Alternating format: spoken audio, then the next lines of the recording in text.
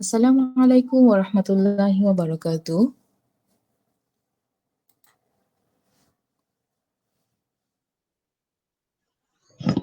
ওয়ালাইকুম আসসালাম ওয়া রাহমাতুল্লাহি ওয়া আহলান বারাকাতুহু। ওয়া সাহলান।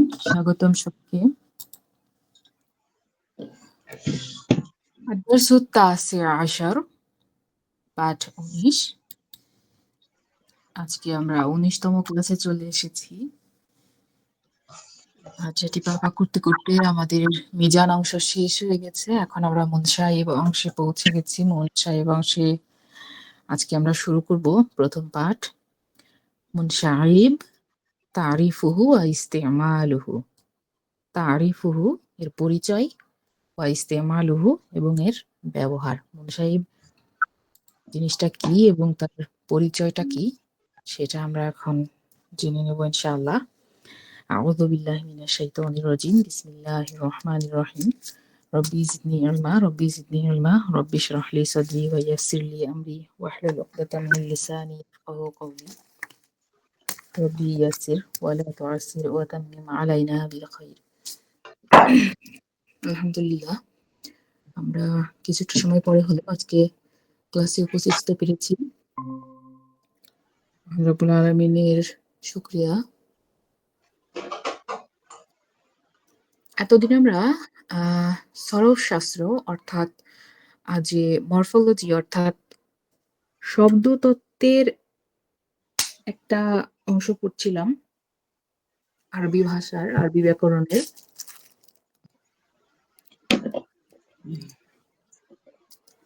সেখানে কিভাবে শব্দগুলোকে পরিবর্তন করতে হয়, একটা শব্দ থেকে অন্য শব্দে কিভাবে নিয়ে যেতে হয়, এই সকল কিছু আমরা শিখেছি।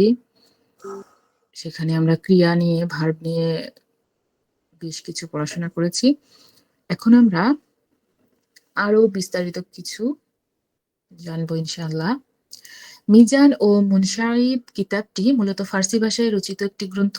সরবশাস্ত্রবিদ আল্লামা আজিজুল্লাহ করি এই কিতাবটিকে উর্দু ভাষায় অনুবাদ করে নিজের নামানুসারে আজিজুল মুবতাদি নাম রেখেছেন। এই যে মিজান ওয়াল মুনসাহিব কিতাবের আরেকটি নাম আজিজুল মুবতাদি, এটা হচ্ছে লেখকের নামানুসারে হয়েছে। ঠিক আছে, এবং অনেক অনেক কথা রয়েছে যে এটার লেখক আদৌ কে ছিলেন এটা জানা যায় না, যেহেতু আজিজুল্লাহ গরি উর্দু ভাষায় অনুবাদ করেন এবং মূল গ্রন্থটির যিনি রচয়িতা তার পরিচয় আজও অজানা। তো লেখকরা যুগে যুগে আসলে যারা জ্ঞানী ব্যক্তি ছিলেন এই রকম করেই নিজের উম্মার সেবা করে গেছেন, যে তিনি নিজের নামটাও প্রকাশ করে যান নাই, তার কাজ রেখে গিয়েছেন কিন্তু নিজের নাম রেখে যান নাই। কাজের মাধ্যমে আজকে যত ছাত্রছাত্রী এটা পড়ে উপকৃত হচ্ছে, কোরআন হাদিসকে সলভ করতেছে এবং যে সওয়াবগুলো হচ্ছে প্রত্যেকটা তার আমল নামায় পৌঁছে যাচ্ছে। মাশাআল্লাহ, কত বড় মনের মানুষ হইলে এবং কত উম, তার জ্ঞানের যে ওজন তা আসলে তার কাজ দেখেই বোঝা যাচ্ছে। তো উনি এইরকম একটা কাজ করে গেছেন, তার মনটা আসলে অনেক বিশাল। আমরা তার জন্য দোয়া করছি যেন আল্লাহ তাআলা তার মানবিক যে গুণের কারণে গুনাহগুলো হয়ে থাকে সেগুলো যেন মাফ করে দিয়ে জান্নাতের মেহমান বানিয়ে নিন, এবং তার যে পরিবারবর্গ বা যারা বংশধর রয়েছে তাদেরকে আল্লাহ তাআলা সম্মানিত করুন, হেদায়েতের পথে রাখুন, এই দোয়া করছি। এখন আমরা জানি মুনসাহিবের পরিচয়। মুনসাহিব শব্দটি আল ইনশিয়াবু মাসদার থেকে ইসমু ফাইলের সিগা। আমরা ইসমু ফাইলের সিগা পড়েছি। তো আমরা কিন্তু ইসমু ফাইলের সিগা পড়েছি ফাইলুন ওজনে, কিন্তু এখানে মুনসাহিবুন এটাও কিন্তু ইসমু ফাইলের সিগা। এটা আমরা পড়িনি, এইটা আমরা এই মুনসাহিব অংশে এসেই জানতে পারবো কিভাবে ইসমু ফাইলের সিগাটা এই ওজনে হয়, মুনসাহিব এই রকমের গঠনে আসে। আল ইনশিয়াবু মাসদার থেকে ইসমে ফাইলের সিগা হচ্ছে মুনসাহিব, যার শাব্দিক অর্থ শাখা প্রশাখা বিশিষ্ট। ইতপূর্বে আমরা প্রথম অধ্যায়ের মিজান অংশে মূল সিগা বা রূপগুলো পড়েছি। ওই সমস্ত সিগা থেকে বিভিন্ন রকম বৃদ্ধি প্রবৃদ্ধির মাধ্যমে বেশ কিছু সিগা বা রূপ মুনসাহিব অংশে যুক্ত করা হয়েছে। তাই এই অংশকে মুনসাহিব বলা হয়। তো শাখা প্রশাখা বিশিষ্ট, ঠিক আছে, শাব্দিক অর্থ হচ্ছে মুনসাহিব শব্দের শাব্দিক অর্থ শাখা প্রশাখা বিশিষ্ট। এখন ওই যে মিজানেরই কিছু শাখা প্রশাখা এখানে যুক্ত রয়েছে।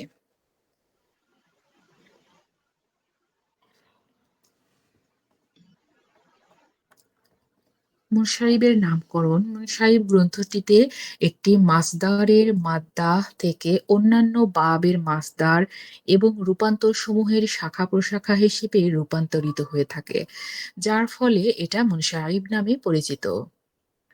তো এইখানে মাসদারের যে মাদ্দা রয়েছে অর্থাৎ মূল অক্ষর, আমরা যেমন ফালাকে ফা আইন এবং লামকে মূল অক্ষর ধরি, তো এই এই ওজনে আমরা যখন নাসরা, দাখলা, ফাতাহা, হামিদা, সামিয়া, এই যে বিভিন্ন ভার্বগুলো, অতীতকালীন ভার্বগুলো ব্যবহার করি, সেখান থেকে মুদরে তৈরি করি, তারপরে আরো কত কত বাহাস আমরা আলোচনা করেছি, শিখেছি।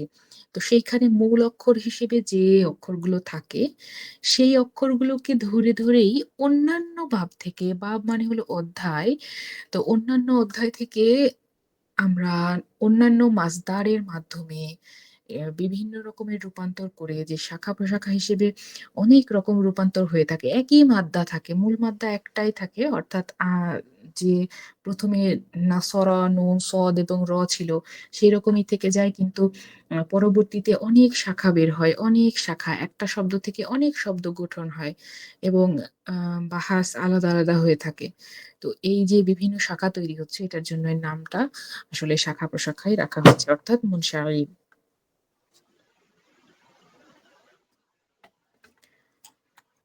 তাহলে এখানে জানার বিষয় হলো যে এই কিতাবটা মূলত ফার্সি ভাষায় রচিত একটি গ্রন্থ। আর সরব শাস্ত্রবিদ একজন ছিলেন উর্দু ভাষী, তিনি আল্লামা আজিজুল্লাহ গৌরি এই কিতাবটিকে উর্দু ভাষায় অনুবাদ করে নিজের নামানুসারে আজিজুল মুবতাদি রাখে। তারপরে আমরা কিন্তু মূল মূল লেখকের নাম এখনো জানতে পারি নাই, এবং এটা আসলে জানা যাবেও না, অনেক গবেষণা হয়েছে। এখন এই যে মিজান ওয়াল মুনসারিব, মিজান অংশে যে আমরা সিগা থেকে রূপান্তর পড়েছি, সেইটার আরো অনেক জিনিস রয়েছে আলোচনা করার। সেখান থেকে মূল মাদ্দা থেকে অনেক বেশি শাখা প্রশাখা তৈরি করা সম্ভব, তো সেটা আবার মুনসারিব অংশে আলোচিত হয়েছে। এটা আমরা এখন পড়বো ইনশাআল্লাহ। এখানে আজকে আমরা কিছু পরিভাষা সম্পর্কে জানবো। ইতিপূর্বে আমরা জানলাম মুনসাহিব নামকরণের কারণ, মুনসাহিব অর্থ। এবার আমরা ওয়াজনুন অর্থাৎ ওজন। ওজন মানে হলো পরিমাপ, এটা একটা অর্থ। তো এখানে কিভাবে ব্যবহার হয়েছে এই জিনিসটা, ওয়াজনুনের পরিচয়টা কিভাবে দেওয়া হয়েছে, আরবি ভাষায় 3 অক্ষর বিশিষ্ট শব্দসমূহের মূল অক্ষর ও অতিরিক্ত অক্ষর জানার জন্য ফেল অর্থাৎ ফা, আইন এবং লামকে কাঠামো হিসেবে গ্রহণ করা হয়েছে। তাই ফা এর স্থানে পতিত অক্ষরকে ফা কালিমা, আইনের স্থানে পতিত অক্ষরকে আইন কালিমা এবং লামের স্থানে পতিত অক্ষরকে লাম কালিমা বলা হয়। আর এই 3 কালিমার সমষ্টি অবস্থাকে ওয়াজনুন বলা হয়, অর্থাৎ ওজন। এই যে আমরা জিনিস, যখন কোনো পণ্য মাপামাপি করি, তখন আগে যে দাঁড়িপাল্লাটা ছিল, মিজান শব্দের অর্থ কিন্তু দাঁড়িপাল্লা, ঠিক আছে, তো যে দাঁড়িপাল্লাটা আমরা আগে দেখেছি, সেখানে কিন্তু এক পাল্লাতে বাটখারা তুলে দেওয়া হতো, অন্য পাল্লাতে পণ্য তুলে দেওয়া হতো, সেটা ধান হোক, চাল হোক, গম, সরিষা। তো এই ওজন করে বাটখারায় যতটুকু বাটখারাটার ওজন, ততটুকু ফসল অন্য বাটখারাতে নিয়ে সমান করে মাপা হতো। তো এইখানে এই যে ফা, আইন এবং লাম কালিমা অর্থাৎ ওজন যেগুলো রয়েছে, এই ওজনগুলো হচ্ছে বাটখারার মতো, এইটার সমান সমান করে মাওজুন বিহি করা হয়, ঠিক আছে। আহ মাউজ আচ্ছা, ওজন এই এই যে ফা, আইন এবং লাম, এগুলো হচ্ছে ওজন। এখন মাওজুন এবং মাওজুন বিহি এর পরিচয় নিচে রয়েছে। যে শব্দ দ্বারা অন্য শব্দকে ওজন করা হয় তাকে মাউজুন বিহি বলা হয়, আর যাকে ওজন করা হয় তাকে মাউজুন বলা হয়। মাউজুন শব্দটি হচ্ছে ইসমে মাফউলের সিগা। তো ইসমে মাফউলের সিগা মাউজুন, এটার অর্থ হচ্ছে ওজনকৃত। তো মাউজুন বিহি মানে যার দ্বারা ওজনকৃত, আর মাউজুন হলো ওজনকৃত।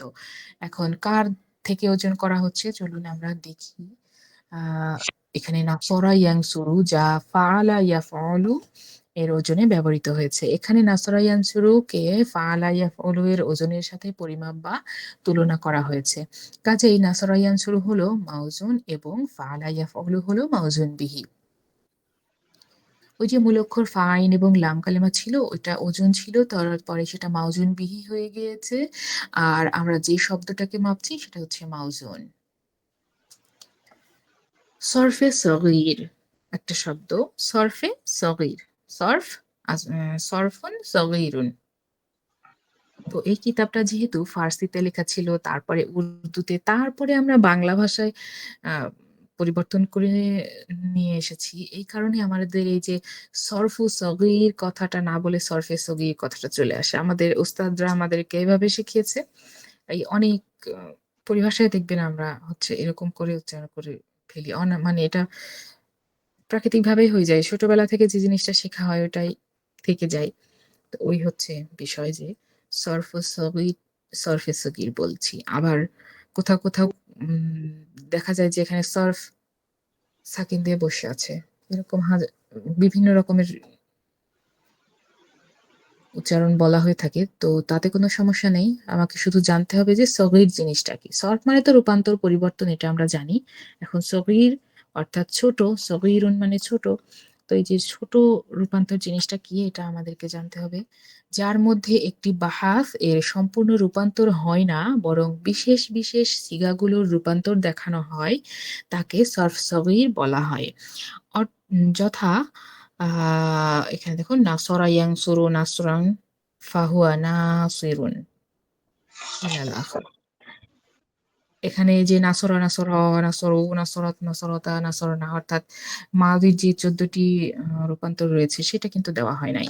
মাদি থেকে সোজা লাফ দিয়ে মুদরের প্রথম তাসরিফে চলে আসছি, তারপরে মুদরের থেকে মাসদারে চলে আসছি, মাসদার থেকে আবার ইসমে ফাইলে চলে আসছি। এই হলো সরফে সগীর, মানে লাফ দিয়ে যাবে, সবগুলোর রূপান্তর দেখাবে না।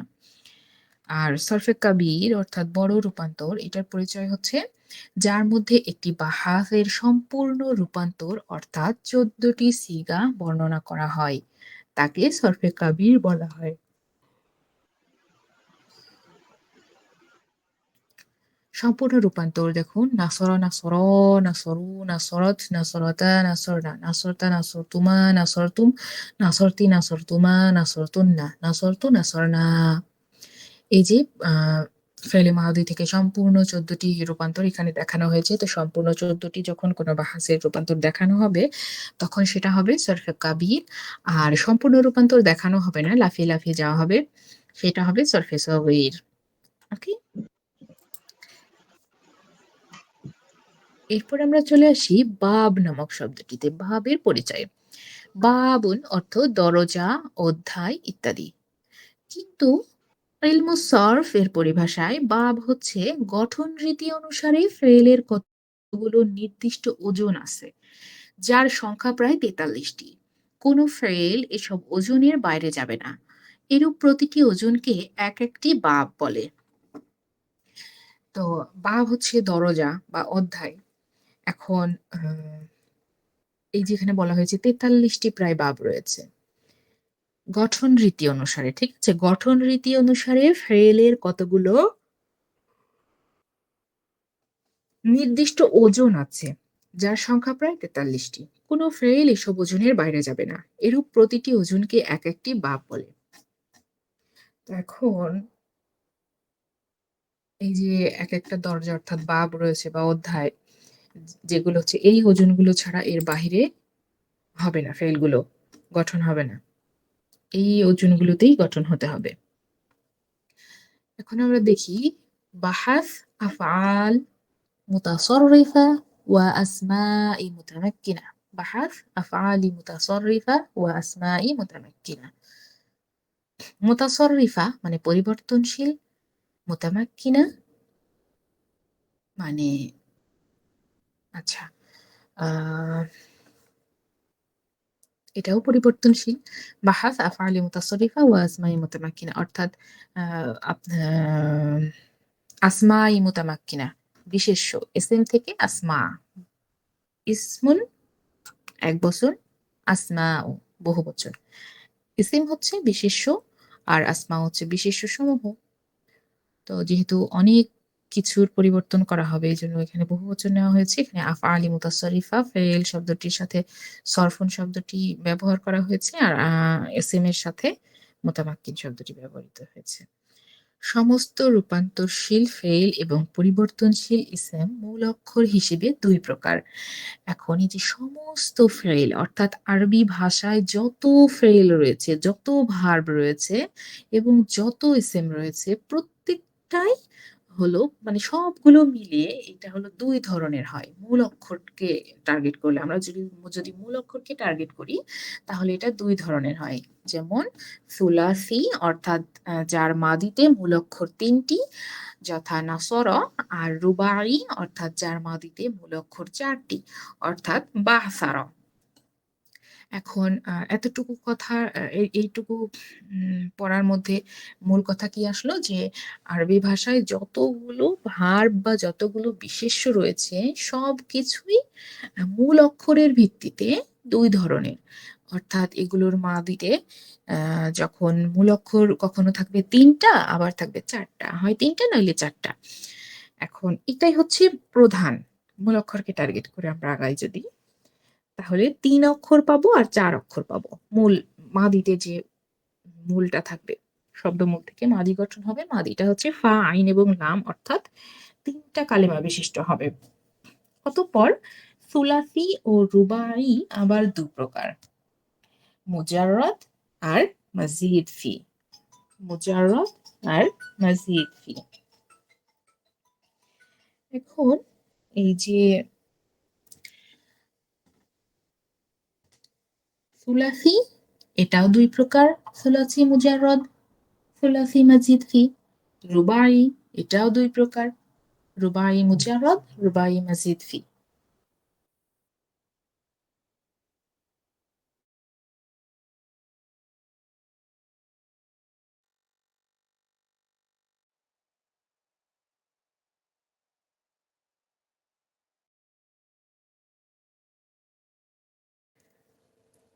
আচ্ছা, আমরা প্রত্যেকটিকে প্রথমে পেলাম যে একেবারে প্রধান দুটি ভাগ, সুলাসি রুবাই। এরপরে পেলাম সুলাসি আবার দুই ধরনের, সুলাসি মুজাররদ, সুলাসি মাজিদ ফি। রুবাই আবার দুই ধরনের, রুবাই মুজাররদ, রুবাই মাজিদ ফি। সুলাসি এর প্রকারভেদ, সুলাসি দু প্রকার যথা সুলাসি মুজাররদ, সুলাসি মাজিদ ফি। এতে পূর্বে যেটা আমি বললাম। সুলাসি মুজাররদের পরিচয়, যে ফেরেলের মাদিতে তিনটি মূল অক্ষর হবে এবং এর মাঝে কোনো অতিরিক্ত অক্ষর থাকে না তাকে সুলাসি মুজাররদ বলা হয়। অর্থাৎ ফাতাহা, নাসরা, সামিয়া, হামিদা, দাখালা, খরাজা এই সকল ফেরেলগুলো সুলাসি মুজাররদের অন্তর্ভুক্ত। সুলাসি মুজাররদের প্রকরণ এটা আবার দুই প্রকার রয়েছে। দুই প্রকার কেমন? মুত্তারিদ, শাজ। মুত্তারিদ, শাজ। সুলাসি মুজাররদ মুত্তারিদ, মুত্তারিদ, সুলাসি মুজাররদ শাজ। মুত্তারিদ অর্থ যার ওজন বেশি ব্যবহৃত হয় আর শাজ অর্থ যার ওজন কম ব্যবহৃত হয়। মুত্তারিদ হচ্ছে বেশি ব্যবহৃত আর শাজ কম ব্যবহৃত। এখন এইখানে কিন্তু অনেকগুলো কথা হয়ে গেছে। প্রথমত ইসিম এবং ফেইলকে ধরলে হরফ গুলোকে বাদ দিলে প্রায় সমস্ত শব্দই চলে আসে ইসিম এবং ফেইলের মধ্যে। হরফ তো অল্প কিছু রয়েছে আর বাকি সবকিছুই কিন্তু কথার মধ্যে বিশেষ্য এবং ভার্বের ব্যবহার হয়ে থাকে। তো সমস্ত শব্দকে মূল অক্ষরকে টার্গেট করে যদি আমরা ভাগ করি তাহলে দুই ধরনের হয়। প্রথমত মাদিতে 3 অক্ষর বিশিষ্ট, দ্বিতীয়ত 4 অক্ষর বিশিষ্ট। 3 অক্ষর বিশিষ্ট সেগুলোর নাম হচ্ছে সুলাসি, আর 4 অক্ষর বিশিষ্ট রুবাই। সালাসুন শব্দের অর্থ 3, আহ রাবে আরবাআতুন অর্থ 4। সেখান থেকে সালাসুন থেকে সুলাসি আর আরবাআতুন থেকে রুবাই এসেছে। এরপরে এই দুইটা আবার সেম ডাবল পার্ট করে। মুজাররদ, মাজিদ ফি। সুলাসি মুজাররদ, সুলাসি মাজিদ। রুবাই মুজাররদ, রুবাই মাজিদ। তো সুলাসি মুজাররদ আমরা জানলাম। সুলাসি মুজাররদ এটার মাঝেতে 3টি মূল অক্ষর হবে এবং মাঝে কোনো অতিরিক্ত অক্ষর থাকবে না। তাকে সুলাসি মুজাররদ বলা হয়। আর সুলাসি মুজাররদ আবার 2 প্রকারের হয়। সুলাসি মুজাররদ মুত্তারিদ, সুলাসি মুজাররদ শায। এরপরে আমরা চলে যাই সুলাসি মাজিদ ফি এর পরিচয়ে। তো মাজিদ ফি যে ফেইলের 3টি মূল অক্ষরের সাথে এক বা একাধিক অতিরিক্ত অক্ষর যুক্ত করা হয় তাকে সুলাসি মাজিদ ফি বলা হয়। ওইখানে সুলাসি মুজাররদ যেটা ছিল সেখানে কিন্তু অতিরিক্ত কোনো অক্ষর যুক্ত ছিল না। আর সুলাসি মাজিদ ফি এর মধ্যে মাজিদ শব্দের অর্থই হলো অতিরিক্ত। সুলাসি মাজিদ ফি এর মধ্যে মূল অক্ষরের সাথে একাধিক অতিরিক্ত অক্ষর যুক্ত থাকবে। যেমন দেখুন, ইনতাসরা, ইনকাসারা, ইস্তাফতাহা। সুলাসি মাজিদ ফি আবার 2 প্রকার। সুলাসি মুজাররদও কিন্তু 2 প্রকার ছিল। মাজিদ ফিও 2 প্রকার। সব 2 প্রকার 2 প্রকার করে আগাচ্ছে। সুলাসি মাজিদ ফি 2 প্রকার, যথা মুলহাক বি রুবাই, গয়রি মুলহাক বি রুবাই। মুলহাক বি রুবাই আবার 2 প্রকার, যথা মুলহাক বি রুবাই মাজিদ ফি, মুলহাক বি রুবাই মুজাররদ। এই প্রকারগুলো অনেক বেশি নামের সাথে মিল থাকার কারণে একেবারে হিজিবিজি মনে হয় আমার কাছে। খুব ঠান্ডা মাথা না হলে কিন্তু এই জিনিসগুলোকে ক্যালকুলেশন করা যায় না। So be careful. রুবাইয়ের প্রকারভেদ। রুবাই 2 প্রকার, যথা রুবাই মুজাররদ, রুবাই মাজিদ ফি। রুবাই মুজাররদের পরিচয়। যে ফেইলের 4টি অক্ষরই মূল অক্ষর এবং এর মাঝে কোনো অক্ষর অতিরিক্ত থাকে না তাকে রুবাই মুজাররদ বলা হয়। যেমন বাসারা, দাহরজা। অর্থাৎ যে 4 অক্ষর বিশিষ্ট শব্দগুলো থাকবে সেখানে মূল অক্ষরের সাথে কোনো অতিরিক্ত অক্ষর থাকবে না। ওই 4টা মূল অক্ষর 4টায় থাকবে। রুবাই মাজিদ ফি। এখন রুবাইতে যখন মাজিদ শব্দটি চলে আসবে, মাজিদ মানে হলো বৃদ্ধি। যে ফেলে 4টি মূল অক্ষরের সাথে এক বা একাধিক অতিরিক্ত অক্ষর থাকে তাকে রুবাই মাজিদ ফি বলা হয়, যথা তাদাহ রজা, তাদাহ রজা। দেখুন, দাহ রজা ছিল এখানে, আর এখানে তাদাহ রজা। 4টি মূল অক্ষরের সাথে একটি অতিরিক্ত অক্ষর তা যুক্ত হয়ে গিয়েছে। এটা আবার কিন্তু বরের চিহ্ন না, এটা হলো অন্য মাউদির সিগাও এই রকমের হয়। এখন আমরা জানতে পারবো। এখন আর একটু সামনে বাড়লে জানবো, তবে শুরু হচ্ছে কেবল। পরিভাষাগুলোর সাথে প্রথমে পরিচিত হতে হবে, তারপরে ধীরে ধীরে সহজ হয়ে যাবে ইনশাআল্লাহ। এখন যতটা কঠিন মনে হচ্ছে হয়তোবা আপনাদের এটা মাথায় ঢুকছেও না, এরকমও হতে পারে। কারণ প্রথমবার সবাই যে বুঝে যাবে বিষয়টা এরকমের না। বিষয়টা কিছুটা হলেও জটিল বা আঁকাবাঁকা রয়েছে। খুবই মনোযোগ এবং ধীর স্থিরতার সাথে এটা আসলে বুঝতে হবে।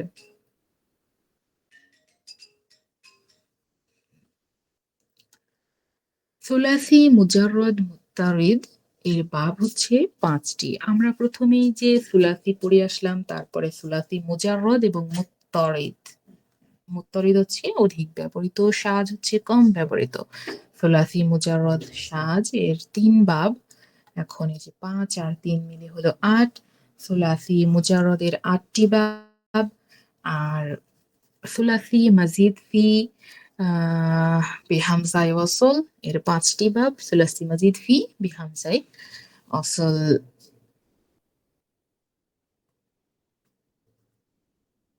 আচ্ছা, সুলাসি মাজিদ ফি গয়রে, হ্যাঁ গয়রে বিহামজায় ওয়াসল, আর সুলাসি মাজিদ ফি বিহামজায় ওয়াসল। গয়রে অর্থাৎ ব্যতীত, এখানে এই যে চিহ্নটা কিন্তু আরবি বা আরবি নয়, যার কারণে আমি প্রথমবার মিস্টেক করে দিয়েছি। তো এটার হচ্ছে ৫টা, আর হামজায় ওয়াসল সহ ৯টা। ৫ আর ৯ হলো ১৪টি। সুলাসি মাজিদ ফি এর বাব ১৪টি। এরপরে রুবাই মুজাররদের ১টি বাব, রুবাই মাজিদ ফি এর ৩টি বাব, সব মিলিয়ে রুবাইয়ের বাব হচ্ছে ৪টি। এরপরে আসি সুলাসি মাজিদ ফি মুলহাক বি রুবাই মুজাররদ ৭টি বাব, সুলাসি মাজিদ ফি মুলহাক বি তাদাহরজা ৮টি বাব, সুলাসি মাজিদ ফি মুলহাক বি ইহরিনজাম ১৭টি বাব। আসলে এতগুলো দেখে ভয় পাওয়ার কোনোই কারণ নাই। আমরা সুলাসি মাজিদ ফি মুলহাকের ১৭টি বাব পেলাম, মোট ৪৩টি। কোনো কিতাবে রয়েছে বাব ৪৭টি বা ৪৮টিও হতে পারে। আসলে রয়েছেও, আমরা এখানে ৪৩টি সম্পর্কে জানবো, কিন্তু এত বেশি গভীরেও আসলে আমাদের যাওয়া দরকার নেই। অধিক যে ব্যবহৃত বাবগুলো রয়েছে আমরা সেগুলোর কাছে যাব। আচ্ছা, তো সুলাসি মুজাররদ, সুলাসি মাজিদ, রুবাই, সুলাসি মাজিদ ফি মুলহাক। এখন এইগুলোর নিচেরগুলো এত দেখে চাপ নেওয়ার কিছু নেই। সুলাসি মুজাররদ মুত্তারিদ, সুলাসি মুজাররদ সাজ, এই জিনিসগুলো মনে রাখতে হবে আসলে আমাদের। তাহলেই কেবল আমরা বুঝতে পারবো। আমি একটু প্রিভিয়াসে যাচ্ছি। মূলত হচ্ছে কি করার জন্য বলুন তো, আপনাদেরকে শব্দগুলোর সাথে পরিচিত করানোর জন্য। দেখুন, সমস্ত রূপান্তরশীল ফেল এবং পরিবর্তনশীল ইসিম মূল অক্ষর হিসেবে ২ প্রকার। অর্থাৎ হরফকে বাদ দিলেই ধরা যায় পৃথিবীতে যত আরবি শব্দ রয়েছে সবকিছুই। এখন এগুলো কি ভাগে? সুলাসি এবং রুবাই, মূল অক্ষরের ভিত্তিতে। মূল অক্ষর আসলে কয়টা? সব ভাষারই কিন্তু মূল ধাতু টা খুবই গুরুত্বপূর্ণ। তো সেই ধাতু বা মাদ্দা যেটা মূল অক্ষর, যদি শব্দের মূল অক্ষর ৩টি হয় তাহলে সেটার নাম সুলাসি, যদি ৪টি হয় তাহলে সেটির নাম রুবাই। এখন এগুলোর প্রকারভেদ দুইটা করে বের হচ্ছে। সুলাসি ২ প্রকার: সুলাসি মুজাররদ, সুলাসি মাজিদ। সুলাসি মুজাররদ ২ প্রকার: সুলাসি মুত্তারিদ, সুলাসি মুজাররদ সাজ। তো এরপরে যেটা রয়েছে মাজিদ ফি। মাজিদ ফি হচ্ছে ২ প্রকার: মুলহাক বিরুবাই, গায়রে মুলহাক বিরুবাই। মুলহাক রুবাই আবার ২ প্রকার: মুলহাক বিরুবাই মাজিদ ফি, মুলহাক বি রুবাই মুজাররদ। একটা মুজাররদ আর মাজিদ ফি। মুজাররদ মানে হলো মানে যথেষ্ট বা এনাফ এই টাইপের, আর মাজিদ মানে হলো বৃদ্ধি, অতিরিক্ত। মুজাররদ হচ্ছে অতিরিক্ত নয়, আর মাজিদ হচ্ছে অতিরিক্ত। রুবাই মুজাররদ, রুবাই মাজিদ ফি। এখন রুবাই মুজাররদে যে ৪টি অক্ষর মূল অক্ষর, এতে কোনো অতিরিক্ত অক্ষর নেই। যে মুজাররদ মানে অতিরিক্ত নয় বা বেশি নয়, আর মাজিদ মানে অতিরিক্ত বা বেশি।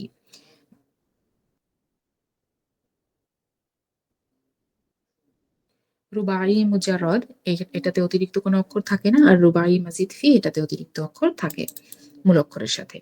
তো তারপরে সুলাসি মুজাররদ মুত্তারিদের ৫টি বাব এবং সুলাসি মুজাররদ সাজের ৩টি বাব, সব মিলিয়ে ৮টি। সুলাসি মুজাররদের ৮টি বাব।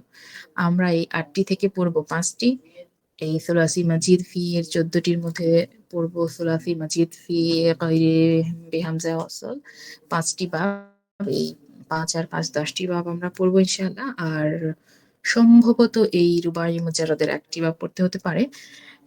তো অধিক ব্যবহৃত এই জিনিসগুলো শিখে ফেললেই ইনশাআল্লাহ আমরা পরবর্তী পদক্ষেপ খুব ভালোভাবে নিতে পারবো। আর এখানে এই যে ৯টির মধ্যে সম্ভবত ৩টি আমরা পড়বো। তো সব মিলিয়ে মোটামুটি এখানে হচ্ছে 5, 10, 13, 14টি বা সব মিলিয়ে পড়লে হয়তো আমরা মোটামুটি একটা পর্যায়ে পৌঁছে যাব ইনশাআল্লাহ। তো এই হচ্ছে আমাদের আজকের আয়োজন ছিল। এখন আপনাদের বাড়ির কাজ যেটা হবে, সাধারণত শিক্ষার্থীদের বাড়ির কাজ না থাকলে আসলে পড়াটা ভালো হয় না। এই যেমন সাহেবকে বুঝতে এই অংশের পরিভাষা ও তার পরিচয়গুলো বুঝে বুঝে মুখস্থ করতে হবে এবং যা বুঝলেন তার সার কথা রেকর্ড করে জমা দিতে হবে। কোথায় জমা দিবেন? আমাদের হোয়াটসঅ্যাপ গ্রুপে। আর পড়তে গিয়ে যদি কোনো জটিলতা আসে বা বুঝতে না পারা যায় তাহলে অবশ্যই আমাদেরকে নক করে বুঝিয়ে নিতে হবে। আর এই পরিভাষাগুলো জানা কিন্তু অত্যন্ত জরুরি। কারণ এই পরিভাষাগুলো ভালোমতো জানলে তবেই আমরা পরবর্তী পদক্ষেপটা সুন্দর করে আয়ত্ত করতে পারবো ইনশাআল্লাহ। এজন্য প্রত্যেকের প্রতি আমার অনুরোধ থাকবে যে আপনারা এই সাহেবের আজকের এই পরিভাষাগুলো যেগুলো আলোচিত হলো খুব সুন্দর করে মুখস্থ করবেন ইনশাআল্লাহ। সবাই সুস্থ থাকুন, ভালো থাকুন। এই আশা ব্যক্ত করছি। আর কারো কোনো প্রশ্ন আছে কিনা যদি একটু বলতেন। জিসমিন, প্রশ্ন নাই। ওই যে যে 43টা হলো না, এটা জি, যদি জি। ওই যে বাব লেখে তারপরে নিচে নিচে করে আমরা ওই ছকের মতো করে দেই না, হুম, তাহলে হুম। একটু এক চোখে দেখতে পারতাম কিনা। হ্যাঁ, ওইটা দেওয়া হবে ইনশাআল্লাহ। আগামী ক্লাস থেকে তো একটা ওভাবেই দেওয়া হবে এবং এই যে এতগুলো 43টা বাব আসলে আমাদের দরকারও নাই। এইজন্য মাথায় এক্সট্রা আ চাপও আমরা নিতে চাচ্ছি না। এইজন্য যেগুলো প্রয়োজনীয় সেগুলো পড়ানো হবে এবং আপনাদের কাছে প্রত্যেকটাই পৌঁছে দেওয়া হবে এলিমেন্ট। তাতে কোনো সমস্যা নাই। এলিমেন্ট পৌঁছে যাবে। কিন্তু এই যে না, আমি বলছিলাম ওই ছক করে নিচে নিচে হলে তাহলে ওই এক নজরে দেখা যেত আরকি। আচ্ছা, আচ্ছা। আচ্ছা, পরবর্তীতে আমরা ইনশাআল্লাহ তাহলে ছকের মধ্যে নিয়ে আসার চেষ্টা করব যে এইখানে যেভাবে করা হয়েছে জাস্ট এই জিনিসটাই ছকের মধ্যে দিয়ে দেওয়া, এই তো? আর যে এরপরে কিন্তু আসলে ছক হিসেবেই করানো হবে। পরে ও যে আচ্ছা, ইয়াগুলো করা হবে ওটা ছকের মধ্যেই আসবে ইনশাআল্লাহ। আচ্ছা, আচ্ছা। ঠিক আছে, তাহলে আমরা আজকের মতো শেষ করতে পারি ইনশাআল্লাহ। ঠিক আছে রে, থ্যাংক ইউ। আসসালামু আলাইকুম। আসসালামু আলাইকুম। ওয়া আলাইকুম আসসালাম ওয়া রাহমাতুল্লাহ।